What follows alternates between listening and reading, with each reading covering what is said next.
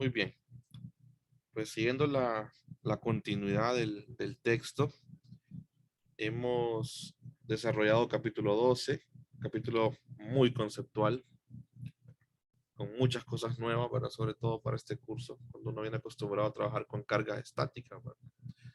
Luego, pues, vimos así rapidito el concepto de fuerza con la ley de Ampère, una ley que se propone de forma experimental y pues luego, pues, tiene su discusión interesante ahí, ¿verdad? De cuál forma escoger, porque se puede expresar para circuitos cerrados como un producto punto, pero para elementos de corriente no, ¿verdad? Entonces se escoge la forma del producto cruz. Y lo bonito de esto es que coincide con lo que es después la ley de Biot-Savart, ¿verdad? Usted puede expresar a la fuerza, a la ley de Ampère como el producto de un elemento de corriente por otra cosa, que era un campo, ¿verdad? El campo magnético que el libro le llama la inducción magnética. Y entonces llegaba el momento en el que teníamos que, así como entre 21, desarrollar nuestras destrezas para calcular B. Entonces, el capítulo 13, llegamos al capítulo 14, ¿verdad? La inducción magnética y la forma integral de la ley de Ampère, precisamente a eso, entrenándonos en cómo calcular inducciones de diferentes distribuciones. Así como usted se entrenó con el capítulo 3 y el 4 de Wagner en calcular campos eléctricos por la definición, o sea, inducción magnética por Biot-Savart, definición, o inducción magnética por forma integral de la ley de Ampère. Ahora, ley de Gauss y forma integral de la ley de Ampère no funcionan para todas las simetrías, ¿no? Solo para ciertas simetrías cuyos campos pues tienen un comportamiento particular, que queden exclusivamente en la dirección radial y dependiendo de solamente, exclusivamente del radio, sin nada más, de la distribución, solamente el radio. Por ejemplo, en la línea infinita, ¿verdad? Los cilindros coaxiales que terminan dependiendo nada más del radio, donde yo quiera encontrar el campo, ¿verdad? Por ahí. Entonces, eh, pues por ahí vimos un poquito esta ley de Ampère en forma diferencial y nos aparecía la primera expresión de qué era el rotacional de B, que es mu sub 0 por J. Rotacional de B es igual a mu sub 0 por J. Entonces ahí llegábamos, ¿verdad? A tener la primera forma diferencial de B, porque ya conocíamos, nosotros conocemos, ¿verdad? Del campo eléctrico que la divergencia de E es la densidad de carga entre el epsilon sub 0. Y el rotacional de E es igual a 0 hasta el momento. Es lo que conocemos, ¿verdad? Conocemos las ecuaciones fuentes, se llaman esas, ¿verdad? Del campo eléctrico. Ahora del electrostático. Ahora vamos a ver, hemos comenzado a ver las ecuaciones fuentes. Nos encontrábamos con una de B, que es rotacional de B igual a mu sub 0 J. Pero entonces, ahora pues vienen capítulos más conceptuales, bastante conceptuales. Ya no son tan así, o sea, sí son operativos, pero es más conceptual. A sacarle, como que dice, el jugo al potencial de nuevo, solo que vamos a entrar pues en lo que se llama el potencial magnético o potencial vectorial, que es el capítulo 16. Y el capítulo 16 abre pues con una discusión bien interesante. Y con la discusión que abre el capítulo 16 es preguntándose por la divergencia de B. Preguntándose por la divergencia de B, que son las ecuaciones fuentes. O sea, queremos ver cuáles son las ecuaciones fuentes del campo, del campo B. Entonces, con eso comienza el capítulo, se llama potencial vectorial, pero comienza hablándonos de, la, de la divergencia de B, consultando, viendo qué es esta divergencia de B.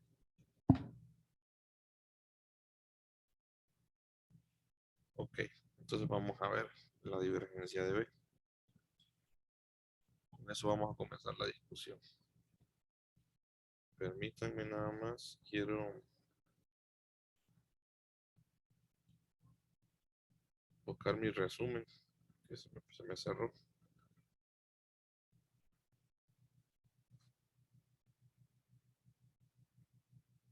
Aquí está.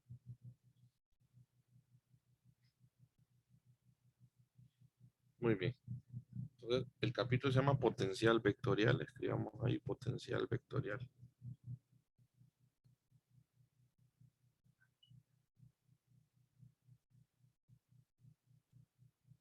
Y comenzamos hablando de la divergencia de B.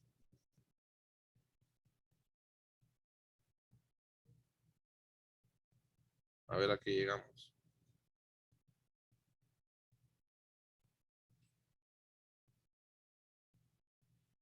¿Qué será la divergencia de B? ¿Qué será la divergencia de B? Eso es lo que tenemos que preguntarnos. ¿Qué será la divergencia de B? Entonces, la mejor forma de encontrarlo, pues, es partiendo de la definición de B. Saquémosle la divergencia a B y vemos que a qué llegamos. Entonces, esto se podría escribir así. Entonces, divergencia de B. Entonces, bueno, entonces examinemos la expresión. Entonces, usted maneja siempre aquí, ¿qué es divergencia de B? Bueno, divergencia de B va a ser igual a divergencia. Y aquí colocamos la definición de B, que es la ley de Biot-Savart. ¿Y qué decía la ley de Biot-Savart? Bueno, decía integral de circuito, ¿verdad?, de curvas cerradas de mu sub 0 sobre 4pi, el elemento de corriente I de ds, cruce R unitario y dividido por R al cubo. Esa sería la... Y aquí el DDS prima, ¿verdad? El DDS prima. Bueno, a ver.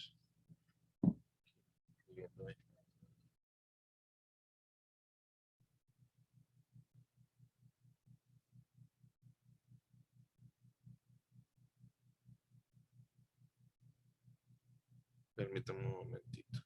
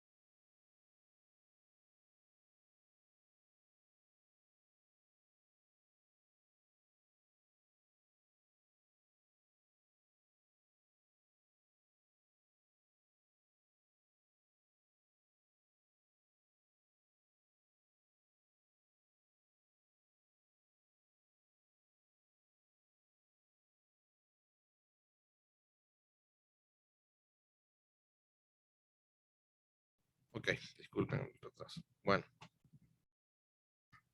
entonces tenemos aquí la expresión de la Biot-Savart. Entonces, bueno, uno dice, bueno, ¿y ahora qué hago con esto? Ya tengo la divergencia de B, dice. Usted tiene la divergencia de la definición de B.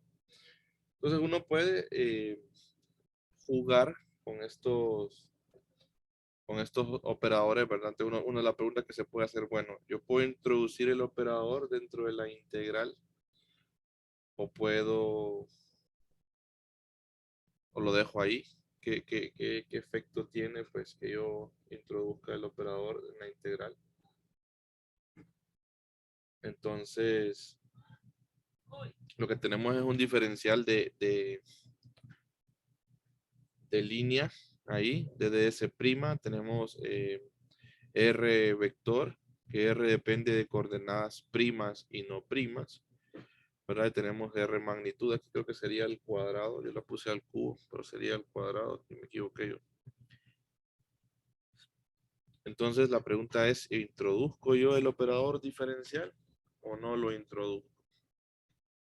Es una pregunta que tenemos que hacernos para ver cómo operar esto, porque si no, no se puede, ¿verdad? Operar. Entonces sí se puede introducir, ¿verdad? Porque el R vector pues opera en ambas coordenadas, ¿verdad? En este caso pues, ¿verdad? Estamos sacando este nabla está en las coordenadas, ¿cómo les digo? Este nabla está en las coordenadas primas, porque si se fijan no tiene ningún prima acá. Este nabla está en las coordenadas no primas, perdón, del punto de campo. Entonces, este tiene ambas coordenadas, pero esto no. Entonces, con ese no tengo problema. Entonces, yo lo podría dejar ahí, pues, porque para el operador que yo tengo va a ser constante. Entonces, sí, puedo introducir esto acá, porque este integral es sobre coordenadas primas. A quien estoy integrando es a las coordenadas primas, pero este no va sobre las coordenadas primas, sino que va sobre las coordenadas del punto de campo, que son no primas. Entonces, yo lo puedo introducir. Ahí yo justifico eso. Dicen ustedes, bueno, y puedo sacar las constantes de paso. Así me ahorro esas constantes adentro del operador y me queda más limpia la expresión. Entonces, mu sub 0 sobre 4pi y prima. Porque en el fondo la corriente es una constante, es un escalar. Bueno, entonces eso lo puedo sacar de la integral. Luego coloco la integral, que esta integral va sobre la curva prima. Aquí a veces uno no le pone, ¿verdad? Esta integral va sobre la curva prima. O el elemento de corriente prima. Entonces, bueno, aquí yo puedo introducir el operador porque este va, ¿verdad? En las coordenadas eh, no primas, o sea, las del punto de campo, así veamos.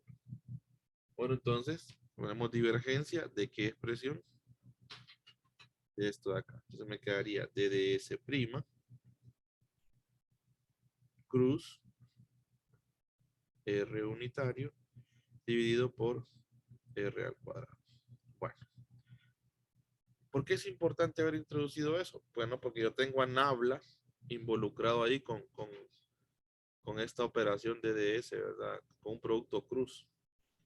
Entonces eso suena como siempre que yo tengo a Nabla y tengo un producto, usted siempre piensa en la regla del producto. ¿Se acuerdan ustedes que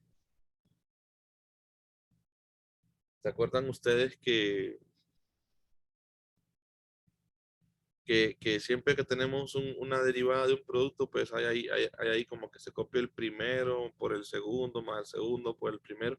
Y estas cosas se han venido generalizando y se han llegado se han llevado al Nabla también. Desde 321 no va habiendo este comportamiento. Entonces aquí tenemos una especie de producto. Del DDS tenemos el operador Nabla involucrado, pero está con un producto ahí. Entonces hay una identidad en el capítulo 1 que la vamos a recordar y vamos a intentar llegar a alguna expresión que concuerde con lo que tenemos ahí. A ver si se puede simplificar esa integral porque de momento pues no se le podría hacer nada más. Entonces recordamos, nos auxiliamos del capítulo 1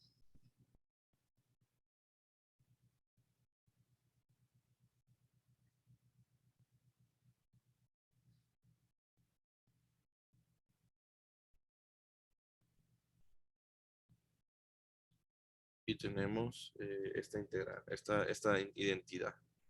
Permítanme aquí, recordar capítulo 1.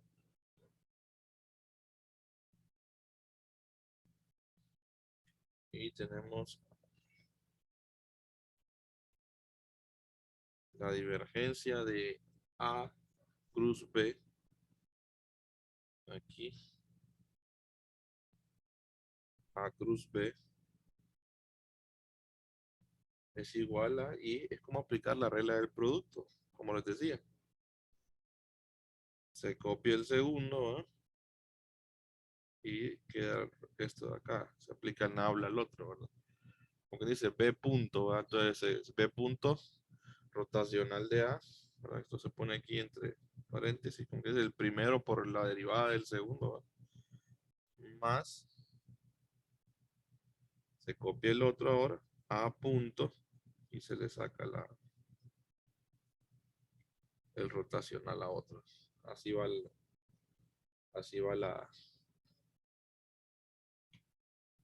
la propiedad. Entonces, en este caso, bueno, dice usted quién es A y quién es B. Bueno, entonces en nuestro caso, estamos analizando, sería A, el DDS prima, y B, no es el B de inducción, sino que es ahí B por la propiedad, ¿verdad? No lo vayan a confundir. Y B sería R unitario dividido por la magnitud al cuadrado. Entonces, si yo aplico eso, ¿verdad? Yo puedo aplicar eso, entonces prácticamente puedo hacer esto que está acá, prácticamente es esto. Entonces yo puedo aplicar la propiedad, ¿verdad? Entonces dice usted, pero lo vamos a hacer más grande. Sí, vamos a ver qué conseguimos, pues. Porque aquí ya estamos limitados. Aquí yo no puedo simplificar más, sino que tengo que ver las propiedades del operador. Por eso es que lo introducimos. Ese es el objetivo de introducirlo. Entonces, decimos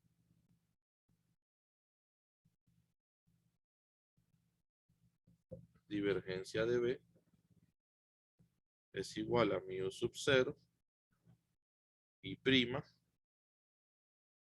dividido pues sobre 4pi integral de la curva prima, de la curva prima. ¿De quién? Bueno, de B dice B punto, eh, B punto rotacional del DDS sería ahí prácticamente.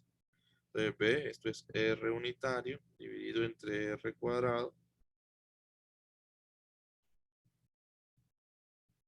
punto rotacional del DDS prima.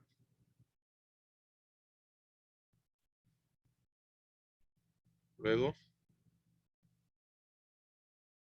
más, o en este caso sí más,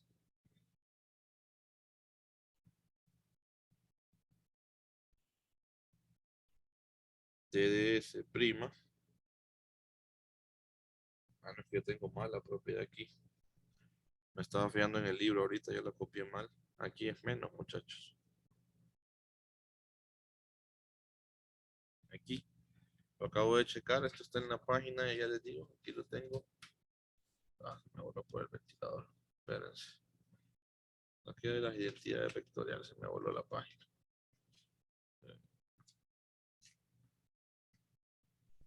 Ya les digo que se me voló por el ventilador. Aquí. Página no, 53. 54 sería en la siguiente. Entonces sí es menos. Es la identidad 118. Entonces es menos, entonces aquí va menos. Y bueno, decimos. Ahora sería A. ¿Y quién es A? El DDS. DDS, ¿verdad? Punto rotacional de B. Y rotacional de B sería esto prácticamente.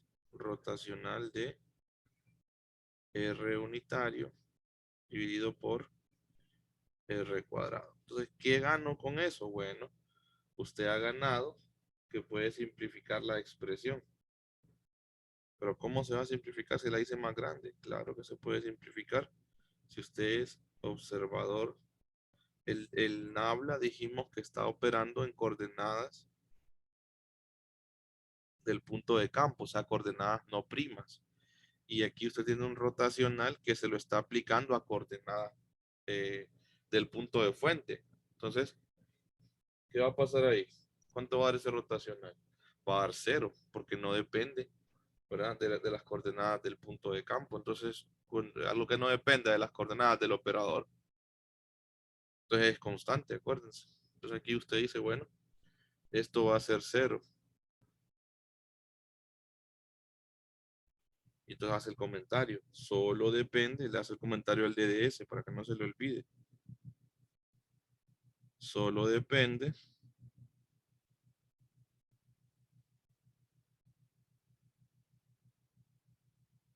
de coordenadas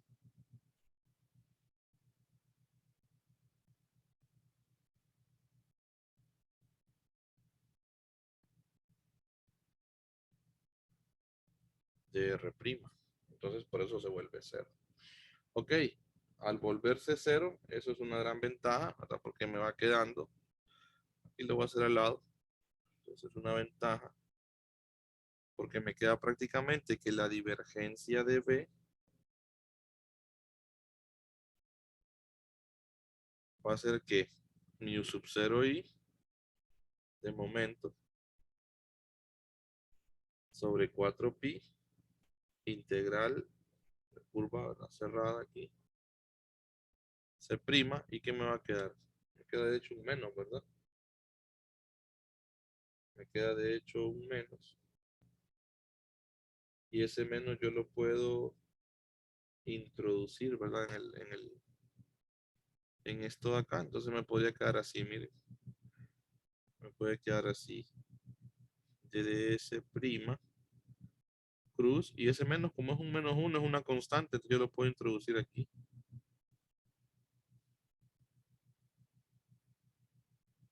A ver. No, aquí estoy mal. ds punto. Y ese menos yo lo puedo introducir aquí en el operador. Entonces yo tengo algo como esto. Rotacional de menos r entre r cuadrado. Ahí, yo podría tener eso ahí. Es una constante, yo lo puedo introducir ahí, no hay ningún problema. Ok, me siguen hasta ahí, vamos bien. Estamos operando ahí, manipulando la expresión, ¿verdad? Queremos encontrar una expresión para la divergencia de B. Entonces aplicamos Biot-Savart, ¿verdad?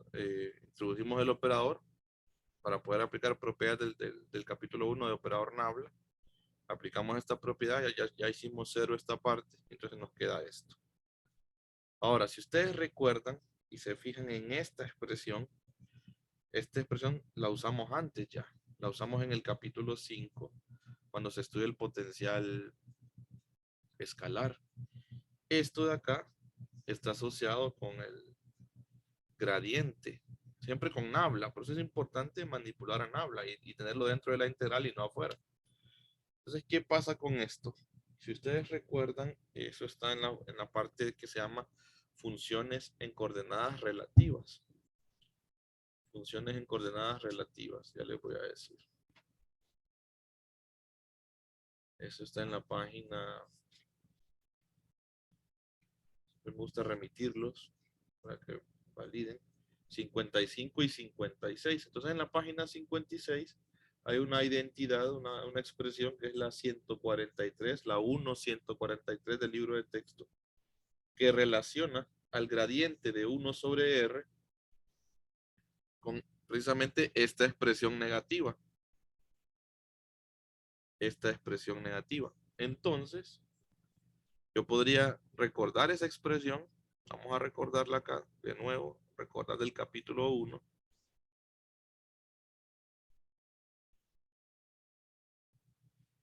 Recordar que este menos R unitario dividido por R cuadrado es igual a el gradiente de 1 sobre R, de este escalar 1 sobre R. Y entonces, recordando eso, pues yo reescribo mi expresión. Entonces tengo que la divergencia de B va a ser igual a mu sub 0 sobre 4pi y prima integral de la curva de ds prima punto, tengo Nabla, ¿verdad?, un rotacional ahí, y aquí tengo pues que yo puedo escribir el gradiente de 1 sobre R. Entonces yo puedo escribir gradiente de 1 sobre R por la identidad vectorial que tengo ahí. Bueno, ¿y para qué hago eso? Pues eso es súper importante. A lo que he llegado. ¿Quién se acuerda? ¿Qué es cuánto daría eso? Rotacional, Ajá, rotacional del gradiente. el rotacional de un gradiente. ¿Y eso cuánto es? ¿Qué? 0. 0, ¿verdad? Exactamente. El rotacional de un gradiente es 0. Entonces, esto se volvió cero también. Entonces dicen ustedes, ¿y entonces cuánto vale la divergencia de B?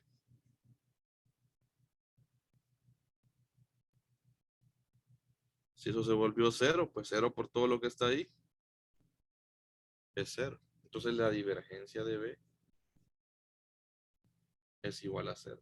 Miren qué interesante eso. ¿Por qué? Bueno, por la propiedad que, la voy a recordar acá, la propiedad que dijo Kevin, el rotacional de un gradiente. Si usted se acuerda del capítulo 1 también, en 321 pues se le enseña a uno eso, ¿verdad? Con las propiedades del nado, la base del rotacional de un gradiente, eso es igual a cero. Y ahí esa es la que hemos recordado ahorita. Entonces la conclusión es que la divergencia de B, ya tenemos una expresión, es igual a cero.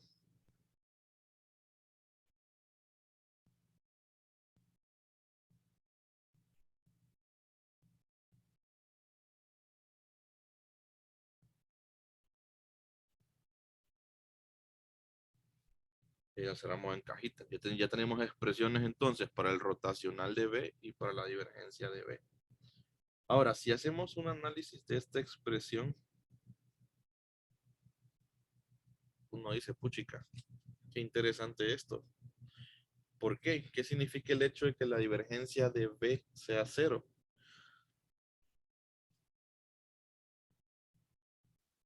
¿Qué significará Eh, esto? Según recuerdo, no existiría como puntos de fuente o sumideros del campo. Ajá, ¿verdad que los puntos de fuente dice? O sumideros, ajá, y si lo vemos desde un punto de vista ya más desde el sentido físico, estamos hablando de que son como las fuentes, ¿verdad, Kevin? O sea, así como la carga, ¿verdad? ¿Se acuerdan ustedes de la carga? La divergencia de E es la carga entre epsilon sub cero, entonces de ahí como sumidero, o sea, como que de ahí brotan o van a dar las líneas de campo ahí, entonces no tenemos prácticamente una carga magnética, no existen las cargas magnéticas, ¿se fijan? O sea, ¿y qué era la densidad de carga en 321? Un monopolo, ¿verdad? La Rho.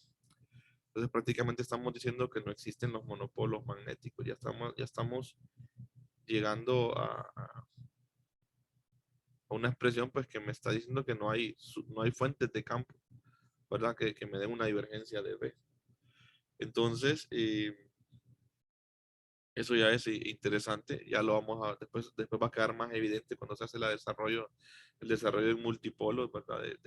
Del potencial vectorial, pues uno se da cuenta de esto, consecuencia, ¿verdad? De que no existen las cargas magnéticas, porque la divergencia está asociada con eso, precisamente, con las cargas, ¿verdad? Las cargas. Las cargas del campo gravitatorio son las masas. Por eso es que para producir gravedad ocupa masa, ¿verdad? Y entonces grandes fuentes de masa, pues, fuera como las estrellas, pues, tienen alta fuerza gravitacional. La fuerza eléctrica, el campo eléctrico, pues, ocupa de las cargas, son sus fuentes. Pero en las fuentes del magnético, del magnetismo las corrientes eléctricas, ¿verdad? Los elementos de corriente. Entonces, que ya es un objeto un poquito diferente, no es una carga como tal, ¿verdad? Entonces por ahí pues se va viendo que no existen las cargas magnéticas, entonces los monopolos magnéticos. Lick, también, si a un imán, por ejemplo, lo partimos por la mitad, no se obtendría un polo sur y un polo norte separados, sino que se vuelve a hacer otro imán con polo sur y polo norte. Ajá, correcto lo que dice Kevin, es correcto. Si usted quiebra un imán, bueno, de repente tiene un imán, ¿verdad? Y usted lo quiebra usted tiene, por ejemplo, usted lo quiebra justo en la mitad, ¿verdad? Y entonces, usted lo quebró en el polo norte, dice, pero en cuanto usted lo quiebra, exactamente lo que dice Kevin, ¿va? Pues se vuelve a quedar en dos polos, ¿va? O sea, no existen los monopolos magnéticos. Entonces, ahí que la divergencia de B tiene que ser cero. Esa es la consecuencia de todo eso. ¿Sí? Entonces, así funciona la naturaleza. Entonces, lo que dice Kevin es cierto. Usted quiebra un imán, le quedan siempre dos polos. El norte y el sur, que le decimos, ¿verdad? Polos. Dos polos. Entonces, por ahí, ¿verdad? No existen los monopolos magnéticos. Por eso es que la divergencia de B es igual a cero. Ya es un resultado interesante. O sea, no solamente ver, ok, es cero. No, pero ¿qué significa que la divergencia de B sea cero? Entonces, es lo que estamos ahorita discutiendo. No solo verlo así como una expresión matemática, ok, dio cero, así como daba el rotacional de cero. Bueno, entonces por ahí, eso es lo interesante de este resultado, que ya me está dando mucha información como tal, ¿verdad? Y al nivel en el que estamos, pues ya comprendemos mejor estas cosas, ¿verdad? Tal vez en 321, pues uno no todavía, ¿verdad? No lo va comprendiendo. Ok, juguemos un poquito con la expresión entonces y remitámonos al teorema de la divergencia, porque acuérdense que yo puedo usar el teorema de la divergencia para teniendo la integral de volumen, ¿verdad? De la divergencia. Entonces vamos a ver qué pasa. Recordemos el teorema de la divergencia, a ver qué decía el teorema de la divergencia. Estamos con bastante recordatorio, ¿verdad? Recordar teorema de la divergencia.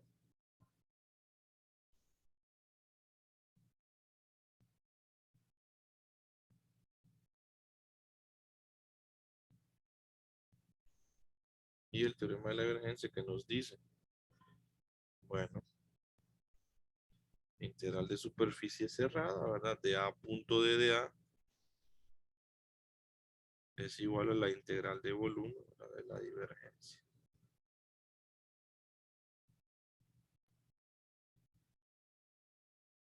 De tau. Bueno, entonces si aplicamos el teorema de la divergencia nosotros a la expresión de la divergencia de B, tendríamos que la integral de volumen, ¿verdad? Tendríamos que la integral de volumen de la divergencia de B, pues nos va a devolver cero, ¿verdad? Nos va a devolver cero. Ok, pero eso dicen ustedes, pues sí se espera. Pues. Ajá, pero si yo aplico el teorema de la divergencia, quiere decir que yo tengo integral de superficie cerrada, ¿verdad?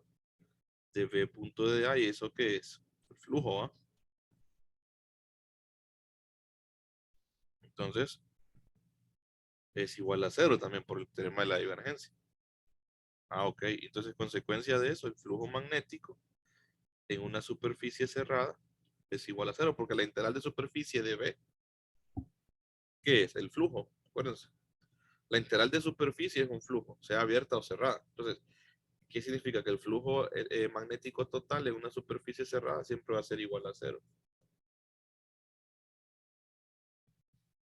El total, ¿verdad? Flujo, por eso que la integral de superficie cerrada, pues, ¿verdad? Usted puede descomponer la superficie en superficies abiertas y ahí sí puede haber flujo. ¿De acuerdo? Y que ya cuando suma todas las contribuciones, la integral de superficie cerrada es que le da cero. Entonces el flujo magnético total en una superficie cerrada va a ser cero. Pero no quiere decir que no tenga flujo en las otras superficies. O sea, yo puedo descomponer la superficie cerrada en superficies abiertas. ¿De acuerdo? Y entonces yo sí puedo tener flujo en superficies abiertas. Hacemos un poquito también esa aclaración, ¿verdad? En superficies cerradas, hagamos el comentario, ¿verdad? El flujo total es cero. Entonces aquí superficies cerradas. Ahora, como la superficie cerrada yo la puedo descomponer en la suma de varias, ¿verdad? Superficies abiertas que me forman esa superficie cerrada. Muchas veces así pasa. Entonces yo puedo tener flujo en las superficies abiertas. Ahí sí puedo tener. Entonces hacemos la aclaración. En la superficie abierta, hagamos el comentario.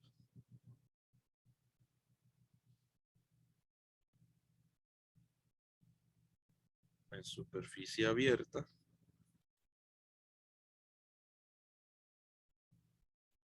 en IRF, ¿verdad? El flujo magnético es igual a la integral de superficie pero abierta, ¿verdad? De B punto de A. Y eso sí puede ser distinto de cero. Puede ser, ¿verdad? Cero o distinto de cero, o sea, pero sí existe, pues, ¿verdad? Sí puedo tenerlo y no es obligatoriamente cero, ¿verdad? Iba a poner distinto de cero, pero no. De ahí me detuve porque también podría ser cero, porque pueda que no esté ningún campo atravesando dicha superficie, ¿va? Entonces Van Lick dijo que siempre era distinto de cero y entonces no creo que, ¿verdad? Pero, o sea, puede ser distinto de cero, pues. Ahí 0 si no hay ninguna superficie ahí que abierta que esté atravesando, ¿verdad? O también, ¿verdad? Pues, si la atraviesa, pues entonces sí existe el flujo, pero el total es el que es 0. Entonces ahí sí tenemos flujo. Entonces siempre que nos pidan el flujo magnético es a través de una superficie abierta, ¿verdad? Nunca nos van a pedir el flujo magnético total en una cerrada porque es consecuencia de la divergencia de B y eso es 0. Ok, la unidad de flujo magnético, ¿cuál sería la unidad de flujo magnético? En el Sistema Internacional de Unidades, pues la unidad de B es el Tesla, ¿verdad? ¿Y la unidad de área qué es? Metro cuadrado. Metro cuadrado. Entonces Tesla metro cuadrado viene siendo la unidad, pero se abrevia como Weber, ¿verdad? Esto pues equivale a Weber. ¿Verdad? Se pone así. Y de Weber, así. Weber, Weber, Weber. Weber. Y también hay otra unidad de flujo magnético que es de una fracción de Weber. No sé si Iván lo comenta aquí con el flujo magnético. Que son los Gauss. Si no me equivoco, los Gauss, creo que también yo con el flujo, pues lo manejo en Weber. Pero creo que las fracciones de Weber creo que se llaman Gauss o fracciones de Tesla, ya no me acuerdo. No sé si es en el campo magnético o es en el flujo, pero no creo que es en el campo. Aquí es el Weber, nada más. ¿Verdad? Weber. Y dice que dado que B, ¿verdad? Porque B también se puede escribir como Weber. Por eso es que, ¿se acuerdan que creo que les comentaba hace días cuando vimos la inducción magnética? Creo que les comenté que también se llama densidad de flujo magnético. ¿Se acuerdan que comenté también eso, que se llama densidad de flujo magnético? Creo que en los días atrás. Cuando vimos la ley de Biot-Savart, lo voy a proyectar eso. Pero está eso. Cuando vimos la ley de Biot-Savart, por aquí creo que les dije que se llamaba, aquí está, miren, densidad de flujo magnético. ¿Pero por qué se le llama densidad de flujo magnético? Se le llama densidad de flujo magnético por esto de las unidades aquí, porque un Tesla equivale a Weber, miren, a Weber por metro cuadrado. Eso ya hayamos discutido lo de las unidades. Miren. Weber por metro cuadrado. Entonces, ¿qué es Weber por metro cuadrado? Es una cantidad física, ¿verdad? Que está asociada con una geometría. Entonces, por eso se le llama densidad de flujo, porque esta es la unidad de flujo. Entonces, flujo entre área, decimos. Entonces, eso es una densidad. Cualquier cantidad física que se compare contra una geometría, pues es una densidad. Entonces, por eso es que se le llama densidad de flujo magnético. ¿Lo ven? Porque está comparando al flujo, cuánto flujo por cantidad de área. Así como usted decía, masa entre volumen, densidad uniforme, ¿verdad? De masa. Densidad de carga, es decir, usted carga entre volumen cuando era uniforme, ¿verdad? Entonces, lo mismo sucede aquí. Bueno, entonces es una densidad de flujo, ¿verdad? Porque lo que estamos comparando con la geometría es al flujo. Entonces, así se puede ver también la inducción magnética como una densidad de flujo. Y ahí que se le llama densidad de flujo, por eso. Y ya cuando vemos que aparece en la expresión aquí, P.dda, pues ahí está, densidad de flujo. Ahora se puede ver, entonces, se puede ver también que aquí es Tesla metro, pero también se puede ver como Weber por metro, ¿va? Cuadrado. Esto se mide en Weber por metro cuadrado multiplicado por metro cuadrado, se cancela, miren. Porque el Tesla se puede ver como Weber por metro cuadrado. Entonces, pues, es ahí que se le llama densidad de flujo magnético, al B. Ahorita ya queda más claro, miren. Ya vemos el flujo magnético. Entonces, usted lo puede medir en Weber. Muy bien, eso es en cuanto al flujo magnético. Si recordamos del capítulo 9, nuevamente aparecen las condiciones de frontera, por eso es que al final, pues, ahí están los recursos de apoyo de frontera, que se los compartí hace días. recordar del capítulo 9 las condiciones de frontera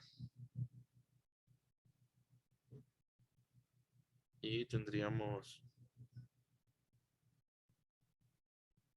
n punto F2 menos F1, la divergencia está asociada con las componentes normales. ¿Se acuerdan? Entonces eso se puede escribir como el límite. Cuando la capa de transición H tiende a 0, ¿se acuerdan? De H por una función B. Esa función B puede depender de la posición, ¿verdad? Y en este caso, pues es la divergencia, ¿verdad? Entonces, límite cuando H tiende a 0 de H por esa función en B, que es la divergencia del campo F que definíamos en el capítulo 9. Entonces, si aquí tenemos una divergencia 0 nosotros, ¿verdad? Y si ya multiplicamos pues este producto, hacemos el producto punto, aparecen en escena las componentes normales del campo F, en ese caso F2N, ¿verdad? Menos F1N como componentes. Y eso se puede igualar al límite, ¿verdad? Cuando H tiende a 0, pues de H por la divergencia del campo. Entonces, si yo tengo, en nuestro caso, el magnético, ¿verdad? La densidad de flujo magnético o inducción magnética, pues en nuestro caso hacemos el comentario. Hago esto por si todavía no han visto los videos y todo eso, no quiero asumir, ¿verdad? De que ya lo saben, pero a estas alturas, pues, ¿verdad? Lo que nos quedaría es esto prácticamente. B2N menos B1N, eso es igual al límite cuando la capa de transición tiende a 0 de H por la divergencia de B. Pero la divergencia de B es 0, entonces me devuelve un 0 aquí. Que en el campo eléctrico no, ¿verdad? En el campo eléctrico, si usted, la divergencia de E es epsilon sub 0 por la densidad de carga, ¿verdad? Entonces, si usted hace que H tienda a 0, convierte esa carga en una superficie. Entonces, por eso es que nos queda que en el 321 nos quedaba sigma, ¿verdad? Creo que nos quedaba sigma la, la resta de las dos componentes, ¿verdad? Del campo eléctrico, las dos componentes normales. Pero en este caso nos va a quedar 0. Entonces son continuas, decimos, ¿no? Ahí están, miren, no cambian, son iguales. B1N es igual a B2N o B2N es igual a B1N. Las condiciones de frontera, ¿verdad? Ya tenemos las condiciones de frontera de B. Vimos la vez anterior lo del rotacional, creo que lo discutí cuando vimos forma integral aquí atrás. Aquí, miren. Este es el primer ejemplo, espérenme, aquí atrás, aquí está. Cuando vimos, hasta lo discutí, miren, en qué se convierte la densidad J, ¿verdad? Cuando en la capa de transición, esta es la que les digo, la capa de transición. Entonces, la capa de transición se hace una línea, entonces se vuelve corriente superficial. Entonces, las componentes tangenciales son estas, ¿verdad? No son iguales, pero las normales sí son iguales, porque la divergencia de B es igual a 0. Ahí está, miren. ¿Cómo vamos? ¿Se va siguiendo? ¿Sí? ¿Estamos bien hasta ahí? Ok. Vamos a un último análisis. Y definamos, pues, ya que tenemos todo esto de la divergencia de B, pues entonces intentemos ya llegar a algo interesante, al potencial vectorial. Entonces, ¿dónde es que aparece el potencial vectorial? Entonces, retomando la expresión, vamos a decir aquí, retomando la divergencia de B, sabiendo ya este resultado, entonces vamos a jugar un poquito con la matemática, vamos a ser ingeniosos como estos científicos de antaño, que fueron ingeniosos. Dice usted, bueno, 0 igual a 0. Es una igualdad, ¿verdad? Por un lado, pues yo tengo que la divergencia de B me devuelve 0. ¿Sí? Entonces dice usted, bueno, entonces en lugar de este 0 voy a colocar divergencia de B. ¿Sí? Y yo podría decir, pues, por otro lado, ¿dónde puedo encontrar otro 0? En, en, eh, en campos, bueno, que tenga que ver con Nabla. Por ahí hay otra propiedad que en 321 la enseñamos. Hay que recordarla. Recordar de 321 que la divergencia de quién? De un rotacional,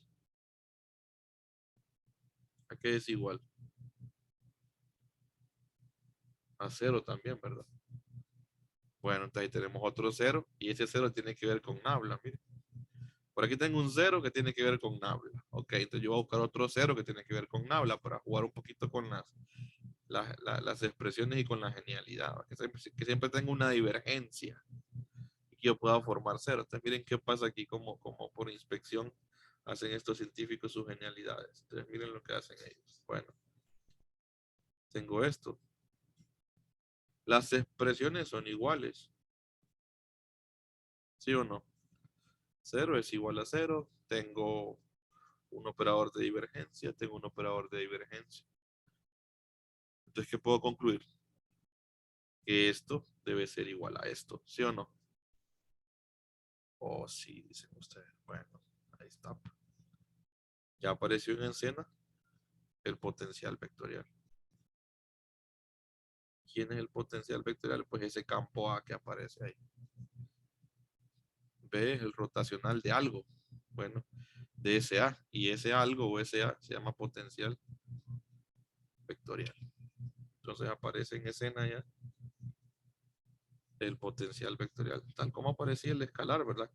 El gradiente de algo, ¿verdad? De esa función escalar nos daba el electrostático. Pues aquí está, miren el potencial vectorial o potencial magnético.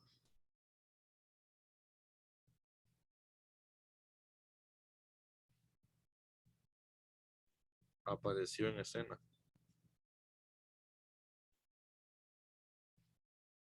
¿Y este cómo se define? Ya lo vamos a definir, ¿verdad? Pero miren, ya apareció en escena. Y todo consecuencia de esta divergencia de, rapidito lo encontramos, perdón, de B. Rapidito lo encontramos, miren, 5 minutitos, pues nos llevó a hacer lo que aparezca en escena. Entonces mañana vamos a estudiarlo, vamos a ver quién es, cómo está definido y vamos a empezar a jugar con las expresiones. Ahora para que lo encontremos, veamos sus propiedades, sus unidades, ¿verdad? Etcétera, etcétera, etcétera. ¿Estamos bien hasta ahí entonces? ¿Se entendió lo de hoy? ¿Sí? Sí. Perfecto, jóvenes. Dejémoslo ahí entonces. Se me cuidan. Seguimos mañana. Listo, Stephanie. Gracias, Lick. Hasta mañana. Listo. Gracias, Lick. Emma. Nos vemos, Mario. Cuídense. Feliz día, Lick. Feliz Gracias, día. Lick, también. Saludos. Nos vemos, Darle. Saludos, amor. Cuídense. Listo, Isaac. Cuídese. Saludos.